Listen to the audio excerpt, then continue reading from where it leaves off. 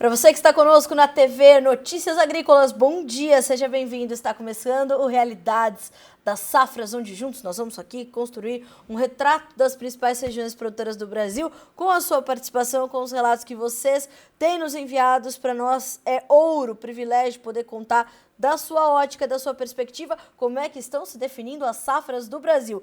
Na edição desta quinta-feira, nós vamos a Guaíra, no Paraná, onde chove demais. Vamos também ao Maranhão, na região de Balsas, onde a colheita está avançando e tudo bem por lá por enquanto. Vamos falar também sobre a taxação do agro e saber como é que estão essas discussões também no estado maranhense, porque no Pará, já na próxima semana, essa lei estadual já deve ser sancionada e a comercialização de grãos e bovinos vai ser taxada, vai ser tarifada, retenções à la brasileira, mais ou menos por aí. Nós vamos também continuar recebendo as informações diretas vindas de Guilherme Dorigatti, que está em Santa Bárbara do Sul, acompanhando o Crop Show da Três Tentos. E hoje nós vamos falar sobre canola também, aqui no Realidades das Safras. Então, está começando a edição dessa quinta-feira e nós vamos direto aos relatos que recebemos dos nossos produtores aqui e vamos direto a Dom Pedrito, no Rio Grande do Sul, conferir imagens, fotos importantes da soja por lá em Dom Pedrito. Nós estamos falando de uma propriedade ali do município plantando cerca de 160 mil hectares, 97% dessa área já foi plantada e 20% das lavouras estão em fase de floração. Mas a falta de chuvas, claro, desde o início de dezembro, tem restringido os manejos, limitado as aplicações de herbicidas, de outros defensivos, e isso faz com que as plantas fiquem desassistidas, desprotegidas, fora o sofrimento com o estresse hídrico, com o calor intenso e a seca. Então sabemos que o Rio Grande do Sul está ainda mensurando a extensão das suas perdas e sofrendo com as adversidades climáticas. Vamos conferir também as imagens enviadas pelo Dalmo Fair de Irineópolis, no estado de Santa Catarina. Por lá, segundo o Dalmo, a soja está sofrendo sim alguns impactos devido às condições climáticas, né? O sol muito intenso, veja só, as folhas bastante amareladas, isso compromete muito o potencial produtivo das plantas, o vigor, compromete a fotossíntese e a energia menor para as plantas. O enchimento de grãos está satisfatório, porém os produtores estão ali lutando com o clima para fazer os seus tratos culturais. Então vejamos quais serão os resultados finais em Irineópolis, em Santa Catarina. Vamos também, continuando no sul do Brasil, a São Jerônimo da Serra. Fotos, relatos de Márcio Ueno e vídeos também, olha só, essa soja está bonita. Bem granadinha, muitas vagens por pé, e o Márcio nos informa que as variedades precoces sofreram um pouquinho com a estiagem na granação, mas mesmo assim se saíram muito bem. A expectativa é de produtividade entre 140 e 160 sacas por alqueire, é o que os amigos ali, os vizinhos, né, os parceiros de produção do Márcio estão relatando. Então, boas produtividades na região de São Jerônimo da Serra, no Paraná. Vamos também a Paracatu, Minas Gerais, mais uma vez. Essa semana a gente recebeu muitos relatos de Paracatu. Esse é um vídeo do Ricardo Caldeira Lima. Nós temos o áudio desse vídeo? Vamos ouvir.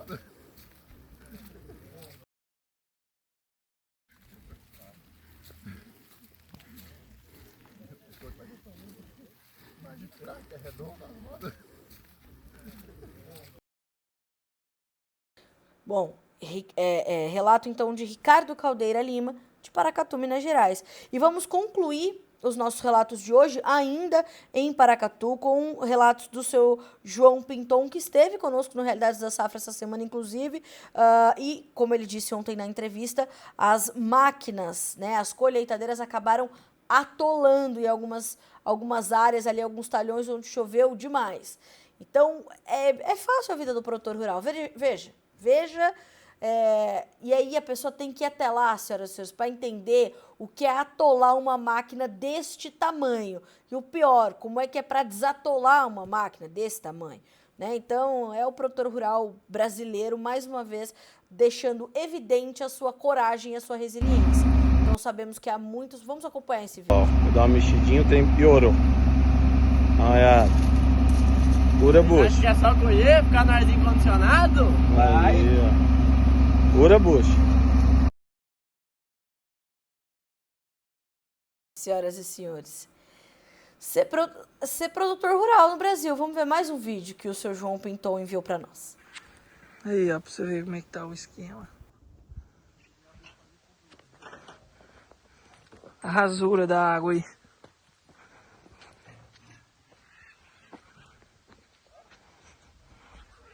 Com o caminhão, vai ali e pega a caçamba. Entendeu? Já Tá descarrega feia a ela coisa, hein? aqui. Ou o caminhão aqui, o caminhão aqui atrás dela. Chove demais, tem que colher, tem que entrar com a máquina, aí vai acontecer isso e é aquilo, né? Tentar driblar o que é possível, mitigar os efeitos do que é possível. Então, esses são os relatos que chegam pelo seu João Pinton, lá de Paracatu, Minas Gerais. A gente deseja que tudo seja resolvido o quanto antes e que vocês possam dar continuidade aos trabalhos de vocês. São 9h e 16 minutos pelo horário de Brasília. Nós vamos agora ao nosso quadro de entrevistas das safras para saber como é que estão as principais regiões produtoras desse país.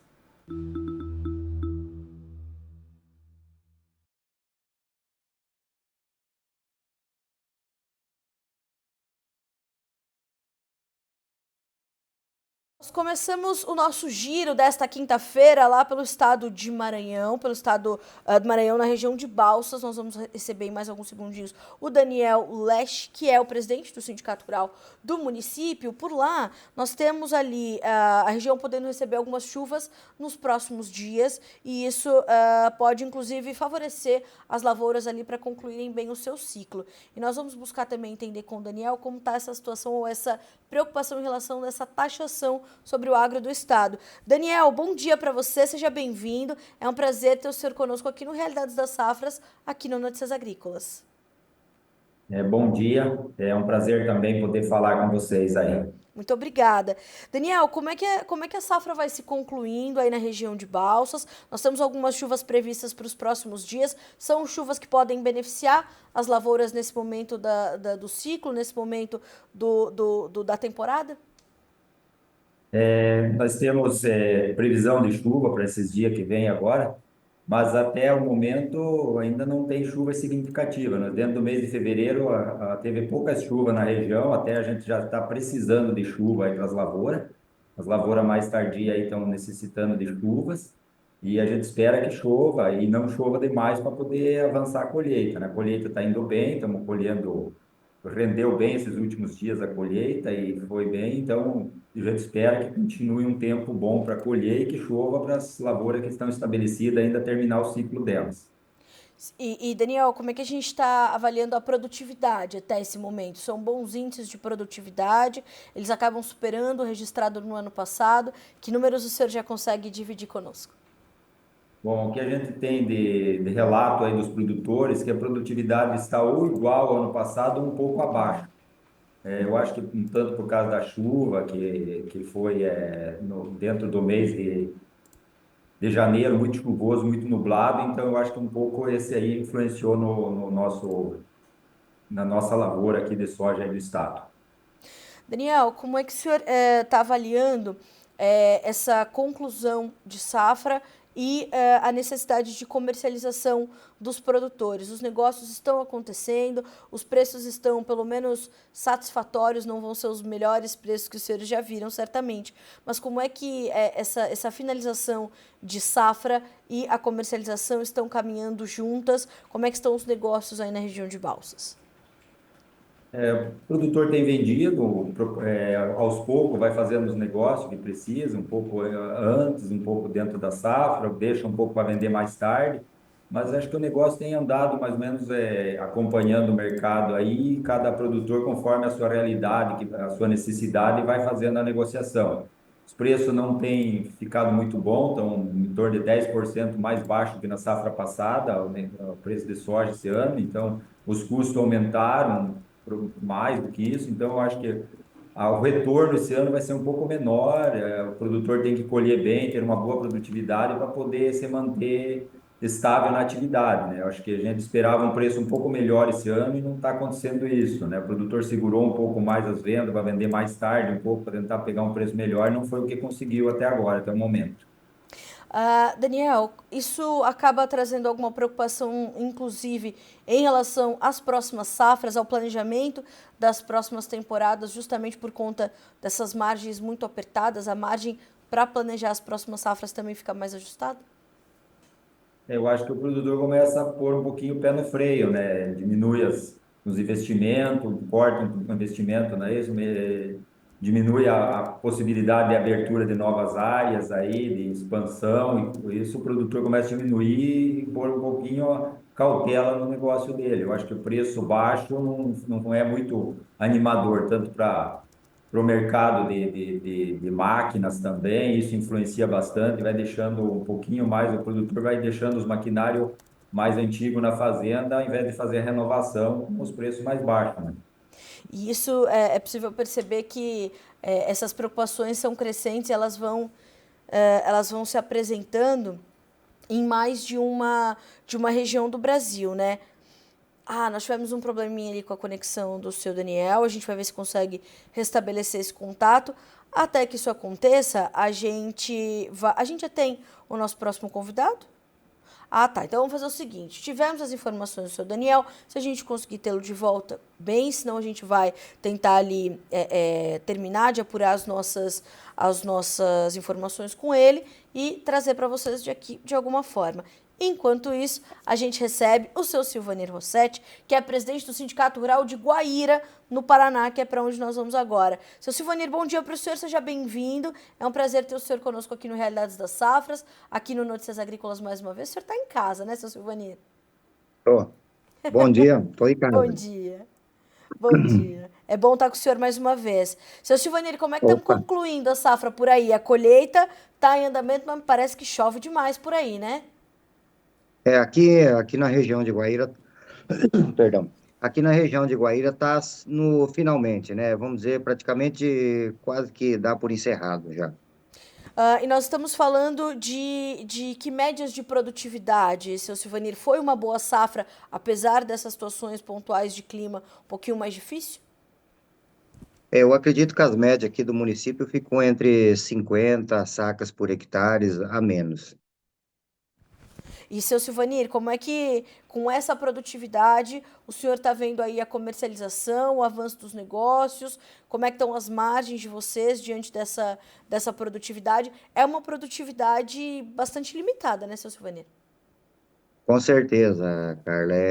Essa produtividade, ela simplesmente é mais um ano o produtor ficar sem o salário, né?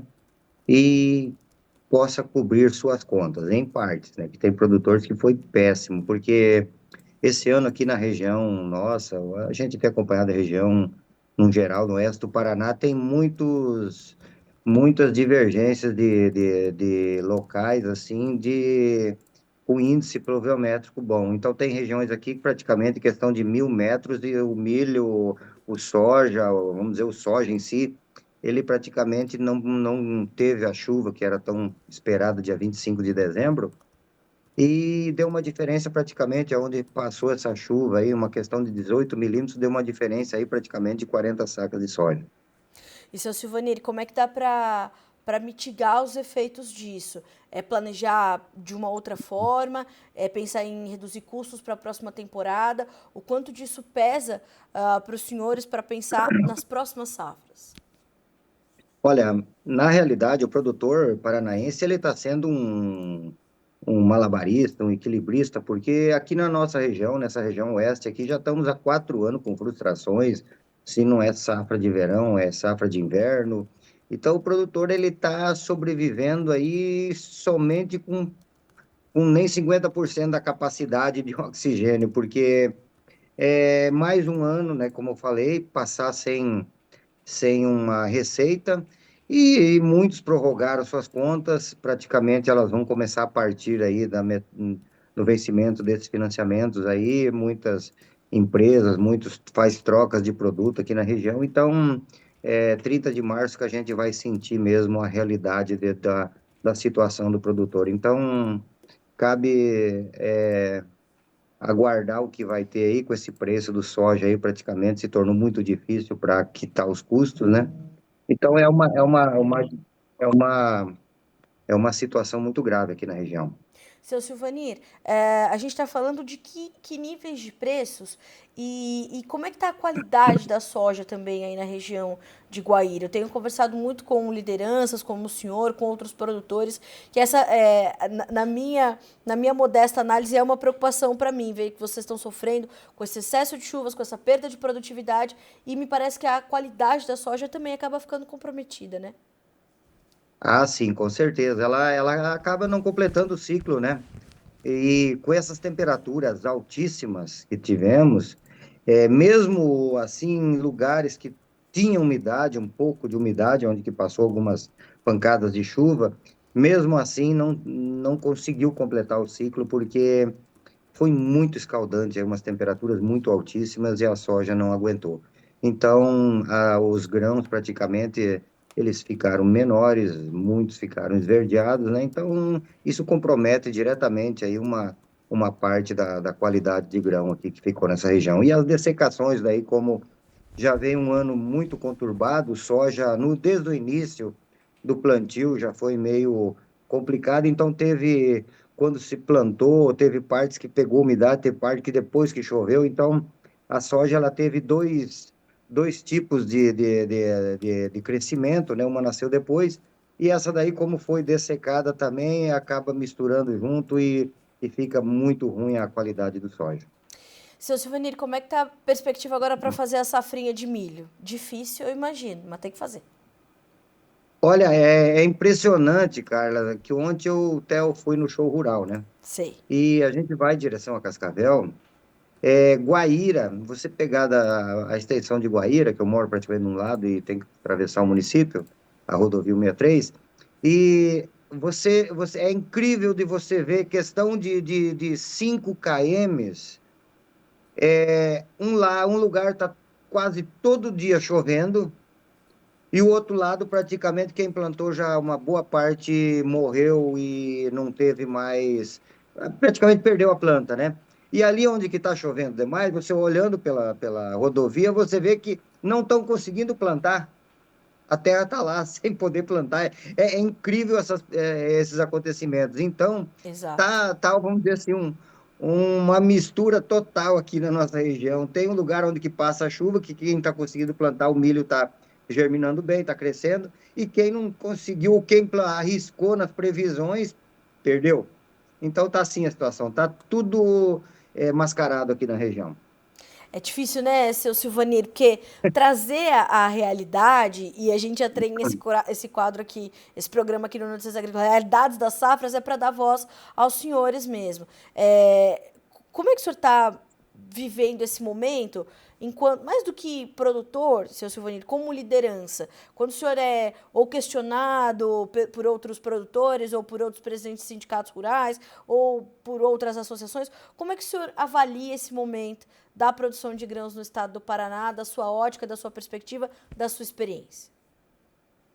Preocupante, muito preocupante, que a gente tem contatos aí com vários amigos que também os relatos são o mesmo. Talvez agora voltou a normalizar umas chuvas melhores aqui no norte do Paraná, algumas partes, a gente tem uns amigos aí, só que eles foram penalizados também na safra, que deu esse estresse. Então tá praticamente um oeste do Paraná aqui, tá tudo nessa situação aqui, o noroeste também, a gente vê também.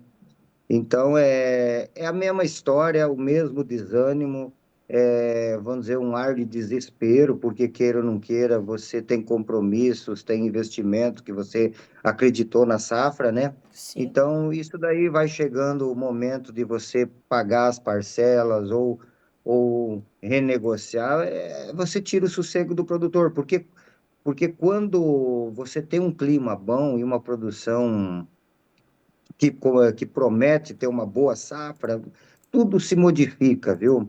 Ô, Carla, é impressionante de você ver, com tantos problemas que a gente tem aqui na região, já vem anos aí praticamente, como eu falei, quando um produtor ele inicia um plantio que choveu na área dele, ele plantou, parece que revive, a esperança assim, ela flui de uma maneira, um ar de felicidade, com tantos problemas que ele tem, ele renasce novamente. É uma coisa assim contagiosa de você ver a felicidade porque é só quem vive isso daí sabe dizer o prazer de ver uma chuva, um plantio Sim.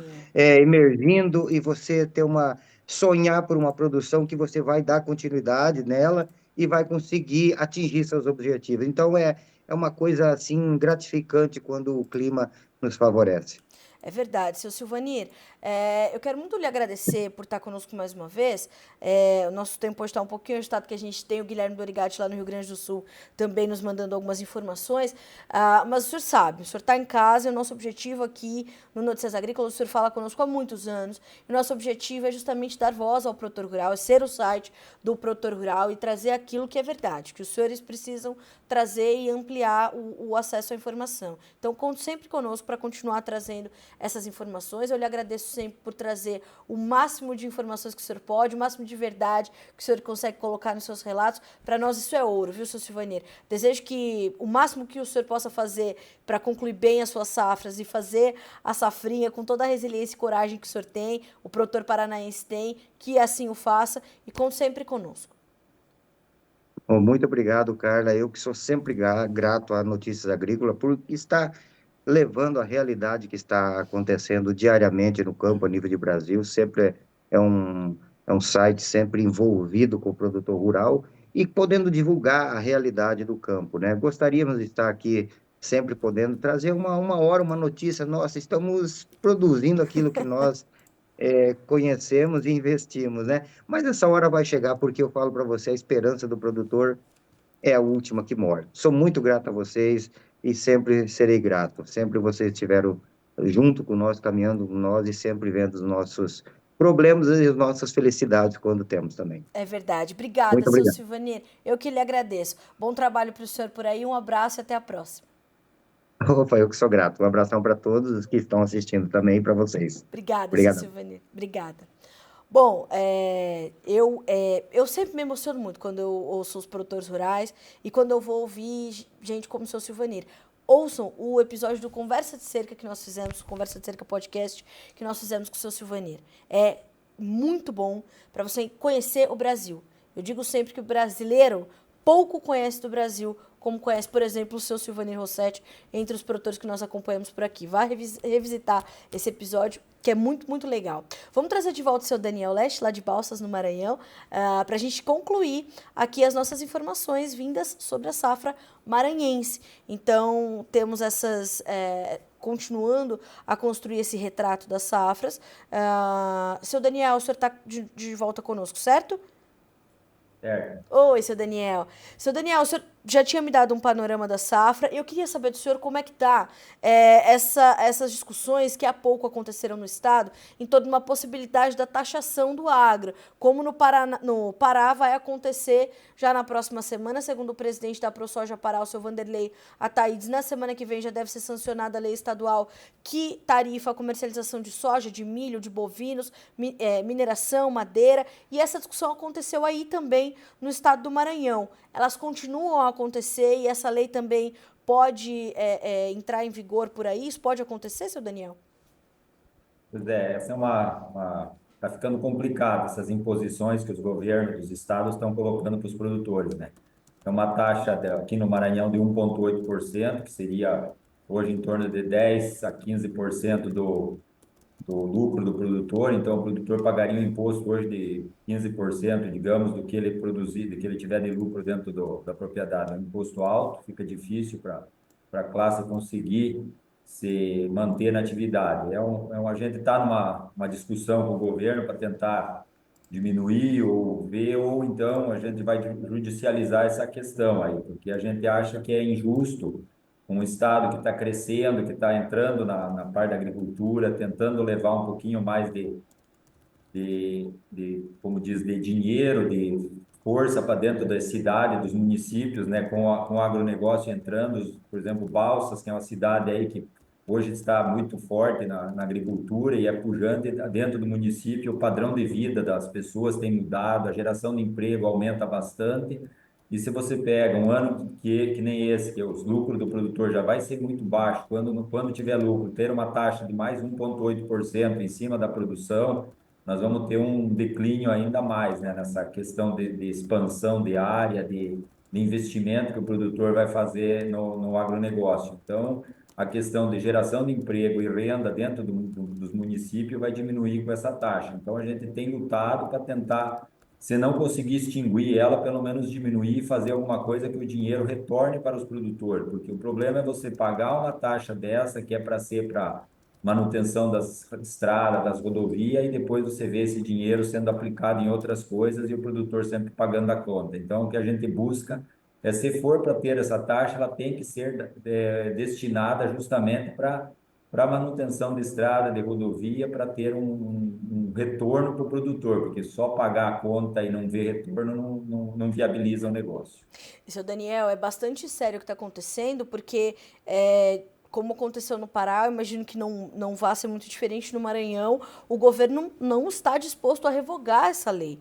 E agora a importância é ter uma diminuição das tarifas e a participação dos produtores no comitê gestor desses recursos. Ainda assim, é um problema. Isso pode acontecer no Maranhão também, nós podemos ter uma participação, caso isso seja implementado, do setor produtivo na gestão desses recursos para garantir que isso seja revertido efetivamente para a infraestrutura? Tem essa possibilidade nas discussões? Isso é ventilado também? E essa é uma das principais colocações que nós estamos colocando como produtor, né? Ou o produtor tem participação na gestão desses recursos, ou senão nós vamos ter que judicializar, porque se nós pagar e não ver o recurso e não saber para onde vai ser empregado esse recurso, não definir nós como produtores, então uma das colocações que a gente está fazendo é que pelo menos 50% desse recurso retorne para o local onde foi, como disse, quem pagou, né? A região que pagou, tipo região de Balsas, por exemplo, Serra do Penitente, que seja retornado 50% lá na Serra do Penitente, investido nas estradas, nas coisas lá. Outros 50% ser destinado para beneficiar produtores, as rodovias, as coisas que auxiliam a produção a ser escoada. Então, essa é uma das colocações que a gente quer colocar para a gente conseguir fazer um acordo, de repente, e pagar, mas sem essa comprometimento do governo de fazer isso, vai ser difícil haver uma negociação que consiga chegar num acordo. Seu Daniel, como é que tá, para quando está previsto? Isso já tem data para acontecer, essas novas reuniões? Tem prazos colocados, né, ao conhecimento dos senhores? Quais são os próximos passos? Tem vai ter uma abertura da colheita agora no sábado, no Serra do Penitente, o governador vai estar presente, e é uma oportunidade de a gente sentar com ele e conversar para ver se há uma possibilidade de fazer um acordo com ele dentro de alguma medida que a classe produtora seja beneficiada integralmente com isso, né?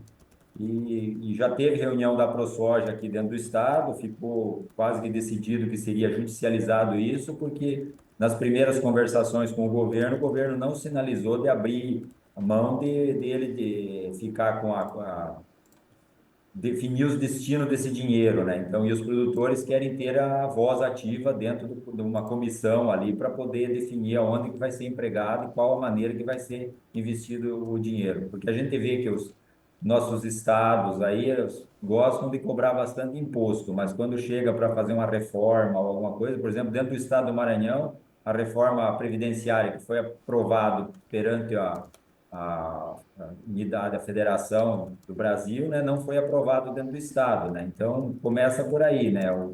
Aprovar as reformas que os estados precisam fazer, não. E cobrar imposto bom. Já foi aumentado o ICMS dentro do estado, aí passou por um dos maiores ICMS do Brasil, né?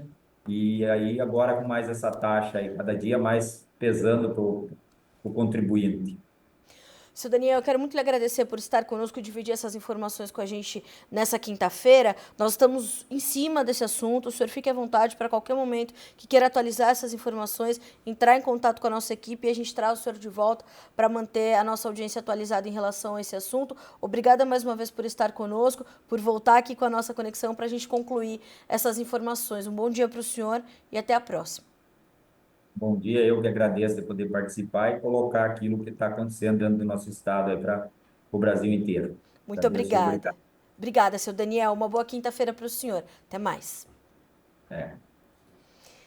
É duro, hein? É duro ser produtor rural nesse país quando a vocação central do Brasil é o agronegócio. É produzir alimentos, fibras e energias para nós e para o mundo. Agora nós vamos ao Rio Grande do Sul, porque de lá chegam informações importantes sobre a canola. O Guilherme Dorigatti ouviu especialistas no setor. Ontem teve o Fórum da Canola no Crop Show 300 e a gente vai acompanhar essa entrevista, uma entrevista onde o pesquisador destaca os benefícios até mesmo indiretos do cultivo, que inclusive a 300 chamou de a soja do inverno para trazer renda para a estação. Vamos acompanhar. Voltamos aqui direto de Santa Bárbara do Sul, no Rio Grande do Sul, na 9ª edição do Crop Show da 300, dessa vez para falar sobre a canola, uma importante opção para o produtor olhando para a safra de inverno, para fazer uma rotação de culturas, ter novas oportunidades de mercado. Quem vai conversar com a gente sobre esse assunto, ajudar a gente a entender melhor esse cenário, é o professor Gilberto Tom, engenheiro agrônomo, também membro da Abras Canola. Professor, hoje, o que a gente tem no Brasil em termos de cultivo de canola? Qual que é a nossa área, a nossa produção? Nós temos, na última safra foi aproximadamente 180 mil hectares.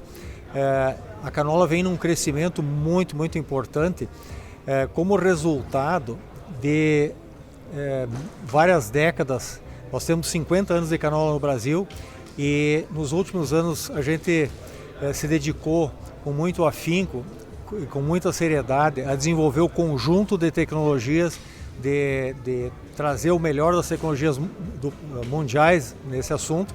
Eu tive a oportunidade de estudar e trabalhar no Canadá e conviver muito também com o pessoal da Austrália, enfim, que são países grandes produtores, conviver com alguns desses cientistas expoentes do caso da canola, e a gente foi trazendo essas tecnologias, o que tinha de melhor no mundo para cá.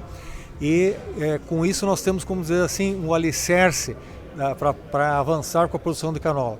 Agora está no momento melhor, né, de levantar as paredes, de colher os resultados desse conjunto de tecnologias. Então assim, nós temos mais um outro passo muito importante que ocorre quando a 300 decide entrar no incentivo, no fomento ao cultivo de canola, com a opção de ser mais uma empresa que trabalha com muita seriedade, visando introduzir as tecnologias, porque é o conhecimento que faz a maior diferença para nós efetivamente usufruirmos desse enorme potencial que é a canola. A canola é a terceira maior oleaginosa do planeta, produz alguns dos melhores óleos que tem para consumo humano, para reduzir problemas de doenças do coração, reduzir o nível de mau colesterol quando se substitui por outras gorduras, enfim. Então assim, é um produto dos mais nobres que tem. Os países mais ricos do planeta, Estados Unidos, Europa, enfim, Canadá, buscam óleo de canola e é o principal óleo usado para margarina, para cozinhar, enfim, maionese, tudo. Então para quem sabe o que é bom e está disposto a pagar o preço, que é um pouquinho diferenciado, um pouquinho mais alto, efetivamente quer canola. E para biodiesel também, ele é um biodiesel, o biodiesel feito a partir de canola, ele consegue, ele não causa problema de operação de máquinas e motores em baixas temperaturas. Então assim, o oposto disso aí seria o biodiesel feito com sebo, que quando nós temos temperaturas mais baixas, ele tem problema de entupimento de bicos, assim por diante dos motores. Então ele é uma matéria-prima das melhores que existe para a alimentação humana. O farelo, assim como o farelo de soja, é usado para alimentação animal, para a formulação de rações, e o biodiesel é mais uma outra alternativa. E agora nós temos um desenvolvimento recente que está ocorrendo a nível mundial, de combustíveis para aviação. Então são combustíveis que causam menos impacto ambiental. Essa é uma preocupação muito importante, e a canola novamente se coloca como uma matéria-prima das melhores que tem para a produção de combustíveis sustentáveis, né, de aviação. Então o que acontece? Nós temos na canola o que a gente chama em inglês de win-win-win. O produtor ganha porque o agricultor que produz canola, ele introduz no sistema de produção dele uma cultura que não é nem gramínea, como o trigo e o milho, e não é leguminosa, como a soja e o feijão. Então ele não tem as mesmas doenças dessas outras culturas. Moral da história, como é uma cultura que cobre bem o solo, muita umidade, favorece a decomposição, favorece a decomposição da palhada dessas culturas, que é onde estão muitos das doenças, né? A gente chama de fungos necrotróficos, fungos que ficam na palha, então acelera a decomposição e aí eu reduzo o problema dessas doenças. Então no momento que eu coloco a canola no sistema de produção, para o agricultor ele reduz os problemas de doenças e pragas no milho, né? Tipo micotoxina em milho, micotoxina em trigo, certo? Na soja também, as doenças que ocorrem na canola, só tem uma doença na canola, que é a esclerotínia, que é igual à soja. As demais não são as mesmas doenças, então ele favorece a redução de doenças nesses outros cultivos. Além do mais, o seguinte, no inverno eu estou cobrindo o solo, estou adubando, e aí o que acontece? No momento que eu tenho o solo coberto e protegido, eu tenho menos perda de solo, menos perda de nutriente. Esse nutriente que eu não perco, eu estou evitando de ter que colocar no solo de novo no ano seguinte. Então para o agricultor é excelente e basicamente ele não tem outro investimento a não ser conhecimento, aprender a lidar com a canola, que é relativamente simples, certo? Então ele não tem que comprar máquinas, usa melhor a mesma terra que ele tem, as mesmas indústrias, como a 300 agora, vai só fazer uma adaptação na indústria de extração de óleos e vai também extrair o óleo de canola. Moral da história, é um sonho para economista o fato de eu só empregar melhor os recursos que eu tenho. Como foi falado aqui, nós temos assim vários milhões de hectares de terra no inverno que são subutilizados, onde poderia produzir canola, um produto muito nobre. E para esse win agricultor, depois o borracheiro vai ter serviço no inverno, mecânico, enfim, transporte, enfim, todos ganham. O consumidor final também, por produzir, por ter acesso a um óleo de melhor qualidade, que vai reduzir os problemas de doença do coração, reduzir o mau colesterol, enfim. Então, assim, a economia toda gira, socialmente é muito interessante, ambientalmente mais ainda, porque o que acontece? A canola é um cultivo que nós temos, pelo trabalho que a gente foi desenvolvendo a partir dos anos, usado muito pouco defensivo agrícola. Então as doenças principais, nós conseguimos selecionar materiais da Austrália e do Canadá que são resistentes a essas doenças, e aí com isso nós praticamente não se usa fungicida, enquanto que no Canadá e na Austrália eles têm que usar muito fungicida para esses cultivos, porque ele dá tanto lucro no Canadá que eles não querem fazer rotação, e aí dá aumento do problema de doença. Então nós temos todas essas vantagens enormes ambientais diretamente pelo menor impacto do cultivo, que gasta basicamente diesel para semear e para colher, usa as mesmas máquinas, tudo é otimizado, gerando uma produção que faz acelerar a economia, gerando benefício para todo mundo. E os produtos dela diminuindo o impacto ambiental, como eu falei, do combustível sustentável para aviação, do biodiesel feito a partir de canola, enfim. Então é um win-win-win, todos ganham e até agora uma brincadeira, né? Até para o turismo é bom, né? Quem não gosta de enxergar uma lavoura de canola toda florida, né?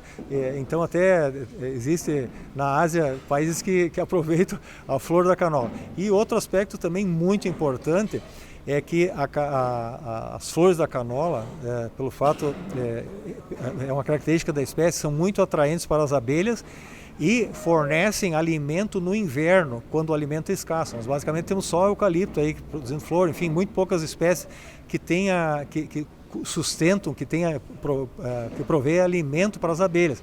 E a canola tem a característica de dar uma oportunidade de atender às necessidades das abelhas, e aí os enxames ficam fortes, e com isso aumentam a polinização da canola.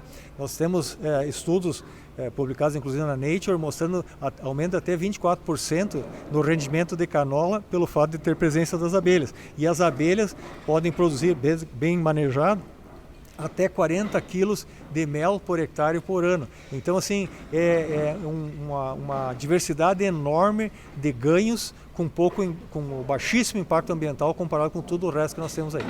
Professor, você destacou pontos bastante importantes nessa sua explicação. Vamos olhar então primeiro para esse lado do mercado. Tem muita oportunidade de comercialização para a canola, seja em forma de óleo, de grão, de farelo. Oportunidade de mercado é o que não falta, né? Exatamente, porque veja só, Esse talvez seja o maior diferencial que existe, porque até a gente apelidou a canola de soja de inverno. Por quê? Porque o mercado, soja, qual é a dificuldade que tem de vender soja? Às vezes é melhor ter soja do que ter dinheiro, entende? Então a canola é como se fosse soja, a liquidez é exatamente a mesma e o ponto que nós temos ainda mais uma vantagem. Se nós não temos produção de canola no Brasil, nós temos que importar a canola. E para importar é frete e seguro. Então, no momento que nós produzimos a canola aqui, nós conseguimos ter acesso a um produto bem barato do que era antes. Então, assim, aumentando isso aí. E nós, durante muitos anos, durante mais de 20 anos, sempre recebendo pedidos e encomendas de empresas, de traders, eu quero tantas 1000 toneladas de canola por mês. Nós não temos essa produção aqui. Então o que acontece? Na verdade, a demanda tem, o comprador tem, o preço tem, e a nossa canola ela tem um valor especial ainda, porque a nossa canola não é transgênica. É uma das poucas canolas no mundo que não é transgênica. Canadá, Austrália, tudo é canola transgênica. E nós, por questões técnicas, não temos canola transgênica e não vamos ter canola transgênica por muito tempo. E isso é uma vantagem, porque o que acontece? Mercados, por exemplo, como da Europa, eles valorizam especialmente um óleo produzido sem transgenia. Então, assim, as pessoas mais que entendem que isso é importante, então tem um premium, um valor diferenciado. E como nós explicamos também, a questão do biodiesel, a Europa nunca conseguiu atender as metas que eles tinham posto de produzir tanto biodiesel, porque eles não têm mais área para produzir, e nós temos essa área aqui. E outro diferencial enorme, esses estudos que a gente fez, eu iniciei esses estudos em Goiás, junto com o pessoal de Goiás, identificaram que nós podemos produzir canola em regiões tropicais. É o mesmo exemplo que foi feito com a soja, pelos colegas nossos da Romeu Kiel e outros colegas da Embrapa, muitos anos atrás, que permitiu que a gente produzisse canola no cerrado e assim por diante. Então nós descobrimos isso aí, que é possível produzir canola no cerrado, e aí nós temos, por estudo que a gente fez junto com os colegas da Embrapa, o tempo que eu trabalhava lá, de que nós temos o potencial para cultivar 8,3 milhões de hectares de canola, fazendo rotação de 3 anos. O Canadá, que quase não faz rotação, muito pouca rotação, a área que eles têm é em torno de 9, 10 milhões. Moral da história, se nós não fizéssemos rotação assim como eles fazem, nós poderíamos cultivar 27 milhões de hectares de canola. Então, assim, o mundo inteiro produz 35, 40 milhões de hectares. Então, assim, o Brasil, em 2 toques, pode ser o maior produtor mundial de canola. E o que acontece? Sem derrubar uma árvore, sem estragar 1 hectare de pastagem. Por quê? Porque esse levantamento a gente mostrou que é só as áreas que já estão em produção. É só otimizar o que está aí. É fazer uma segunda safra nas áreas que já estão em produção. Usando a mesma máquina, otimizando o uso da máquina, utilizando as mesmas pessoas. Ou o agricultor ou o agrônomo não precisa receber no inverno. Não, todo mundo precisa receber. Então, assim, é uma otimização. A máquina que fica parada ali, colheitadeira, o trator, a terra que fica parada ali. Então, o que acontece? Eu otimizo no momento que eu coloco a canola no sistema de produção. E dou estabilidade. A ideia nunca foi substituir o trigo, bem pelo contrário. É fazer dobradinha, canola, trigo e outros cultivos, aveia, cevada, enfim. A proposta, assim, a princípio nossa, é que seja 1/3 da área com canola, 1/3 trigo, 1/3 aveia, enfim, cevadas, outros alternativos que nós temos aqui, e não substituição. E esses cultivos aí, ao ter a rotação, eles vão se beneficiar da redução de doenças e pragas que a canola proporciona. Nós estamos vivendo nesses dias um clamor grande, problema de seca, estiagem. Veja só o seguinte, a canola tem um sistema radicular pivotante, é só lembrar um nabo, né? É um eixo né, dentro do solo. Então o que acontece? No momento que eu pego uma região, um lugar compactado, uma parte da lavoura compactada, eu semeio a canola com o sulcador, eu rompo aquela camada compactada e consolido ela com a canola. A raiz da canola vai perenizar aquele espaço poroso. Bem, o que acontece? Quando dá seca agora, a raiz da soja, onde é que está? Eu mostrei aqui na palestra, né? As raízes da cultura que vem depois, milho, o que for, que acontece? Aquele lugar ali é menos duro, menos denso, e a raiz vai toda desenvolver ali. Então o que acontece? Vai acessar profundidade maior do solo e vai sofrer menos o impacto do estresse hídrico, da seca. Tá? E outra coisa, colegas nossos iam visitar a agricultura, minha soja está morrendo por seca. Não, não era seca, era por problemas de doença, doenças radiculares e outros problemas. Então o que acontece? Grande parte uma parte importante, os fungos necrotróficos, a gente chama o fungo que fica na palhada, eles são reduzidos no momento em que eu ponho a canola no sistema. Então, assim, são muitos benefícios que vêm do cultivo da canola. E aí, assim, você dizer, não, mas Tom, isso aí tu está usando informação do experimento, não sei o quê, uma parcelinha. Nada. Mostrei aqui as informações. A Austrália, no momento que botou a canola no sistema de produção, e botou o tremoço também, as duas culturas, ele aumentou a produtividade e basicamente com os mesmos insumos, a mesma terra e tudo. Por quê? Exatamente, que interromper o ciclo de doenças é começar a ter penetração de raízes do trigo mais profundas. Então, assim, isso tudo é informação muito ampla. Né? A Europa, por exemplo, produção de 10% a 20% mais de trigo, onde tinha canola no ano anterior, comparando com trigo sobre trigo na mesma área. Então, assim, os benefícios são muitos, são imensos, e é isso que é importante que o agricultor entenda. E para isso, basicamente o que tem que fazer, a principal coisa que tem que fazer é conhecimento. Não é difícil, é só precisa se inteirar, né, e sair da zona do conforto e realmente essas informações. Essas informações, em grande parte, estão na biblioteca virtual que nós criamos, que se chama Canola BR, né, que é mantido pela Associação Brasileira de Produtores de Canola. As pessoas podem se associar na Brascanola também. E o que acontece? Se associando na Brascanola, ela faz parte de um grupo de WhatsApp, que a gente troca informações, sem perguntas, enfim, e vai se esclarecendo. Agora mesmo, de 13 a 14 de agosto, a Brascanola está organizando, vai ter no Paraguai, o 3º simpósio latino-americano de canola. Então, assim, é uma oportunidade que novamente vão se trazer especialistas de alto gabarito internacional para fazer a troca de experiências com as pessoas. Então, o conhecimento é o fator mais limitante e o mais importante, e não precisa comprar um trator novo, não precisa comprar uma semeadora nova, só usa melhor o que está ali. Então, assim, é um sonho, é um win-win-win que está disponível para quem quiser aprender um pouquinho mais. Professor, você destacou, né, todos esses benefícios que vêm com o cultivo da canola. Então, mesmo se a gente desconsiderar toda essa parte de mercado e da comercialização, o produtor ainda tem ganhos, mesmo sem vender essa canola produzida, né? Os benefícios benefícios indiretos são imensos, né? São imensos, é isso que eu estava falando. Então, essa questão toda do sistema de produção. E aí, isso aí se encaixa muito bem dentro da lógica seguinte: eu não estar focado de uma maneira estreita, só eu vou ganhar dinheiro com soja e esquece o resto. Não, o que importa é quanto dinheiro vai sobrar na propriedade e como é que eu vou remunerar a terra que eu tenho ali, as máquinas que eu tenho paradas, subutilizadas, enfim. Essa que é a ideia. Então, assim, é uma oportunidade que realmente vale a pena acessar. E um aspecto muito importante, nós estamos assim, otimizando tudo que nós temos aqui que está ocioso. É como você ter um monte de dinheiro lá que está parado embaixo do colchão e você não está tendo retorno, né? Tipo a terra sendo subutilizada no inverno e assim por diante. E a nível do Brasil Central, a segunda safra ou safrinha. Então, é uma otimização.